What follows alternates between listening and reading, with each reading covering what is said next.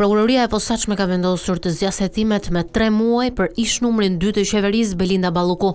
Ndaj saj rëndojnë akuzat e shkeljes së barazisë në 2 tendera, atë të ndërtimit të tunelit të Llogaras dhe për të gjitha lotet e Unazës së Madhe. Por më pas, më 4 qershor, prokuroria konfirmoi se Balluku ka kryer korrupsion e pastrim parash, teksa mbante postin e drejtoreshës së Alp Control. Në këto kushte asaj u sekuestrua një vilë në Dhërmi për të cilën SPAK thot se zotrohet prej Ballukut në mënyrë të tërthort. Pra, e regjistruar me një emër tjetër, por me origjinë nga korrupsioni dhe pastrimi i parave.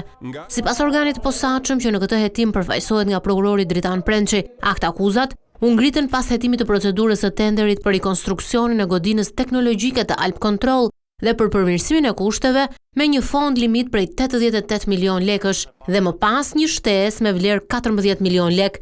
Zgjatja e hetimeve vlen edhe për 2 ish-vartësit e saj, Gerald Delezin, drejtuesin e Korporatës Energjetike Shqiptare dhe Gentian Gjylin e Autoritetit Rrugor Shqiptar.